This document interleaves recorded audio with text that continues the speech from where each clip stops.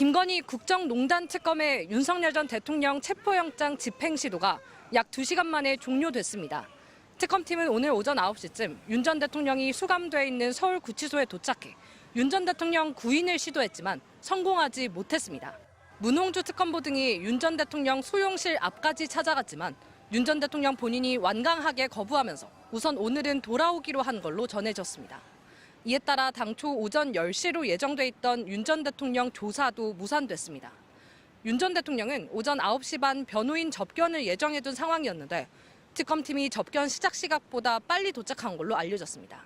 앞서 윤 전 대통령은 2차례에 걸친 김건희 국정농단 특검의 출석 요구에 모두 응하지 않았습니다. 기자들에겐 건강 문제라고 밝히긴 했지만 특검엔 의견서는 물론 변호인 선임계도 내지 않았습니다. 서울구치소에만 진단서와 소견서, 의무기록 사본을 전달한 걸로 전해졌습니다. 다만 구치소 측은 윤 전 대통령이 수사를 받지 못할 정도로 건강이 나빠지지 않았다고 판단하고 있습니다. 윤 전 대통령은 구속된 뒤로 그동안 내란 특검의 출석 요구와 인치 지휘는 물론 피고인으로서 출석 의무가 있는 내란 우두머리 혐의 재판에도 줄곧 불응했습니다. 김건희 국정농단 특검 측은 체포영장 기한이 오는 7일까지인 만큼 추가 집행 시도 여부를 논의하고 있습니다. MBC 뉴스 유상입니다.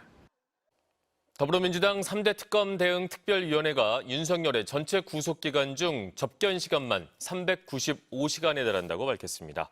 3대 특검 특위는 오늘 기자회견을 열고 구치소 접견 기록을 확인한 결과 윤석열의 지난 1월부터 3월 초까지 1차 구속기간 동안 341시간, 지난달 2차 구속기간 동안 53시간 등 모두 395시간을 변호인 등과 접견했다며 일반 수용자에게 적용되기 어려운 특혜라고 주장했습니다.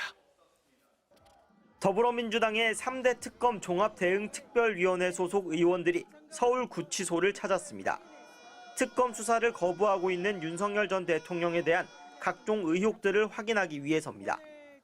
의원들이 먼저 몸이 아프다며 구치소 밖으로 나오지 않는 윤 전 대통령의 말이 맞는지 묻자 서울구치소는 수사를 받지 못할 정도로 건강 상태가 악화된 건 아니라고 답했습니다. 수사에 응하지 못할 정도로 건강상의 문제가 있습니까? 현재 수사를 받지 못할 정도로 크게 건강 상태가 악화되지는 않은 것으로 판단이 됩니다만 식사나 운동도 규정에 따라 다른 수용자와 거의 동일하게 하고 있으며 건강 상태를 이유로 수사와 재판을 거부할 상황이 아니라는 겁니다. 전직 대통령 신분을 고려해 강제 인치에 소극적인 것 아니냐는 비판에 대해선 구치소장이 직접 나서 해명했습니다.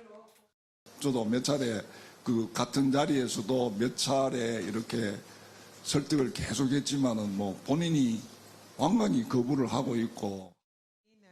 교도소 안전이나 수용자의 생명 보호 등이 우려될 때만 물리적 강제력을 행사할 수 있어 윤 전 대통령을 강제 인치하는 건 규정상 어렵다는 설명입니다. 실제 윤 전 대통령처럼 구인을 거부하는 재소자가 많다며 저희가 어떻게 할 수 있는 방법이 없다고 호소하기도 했습니다.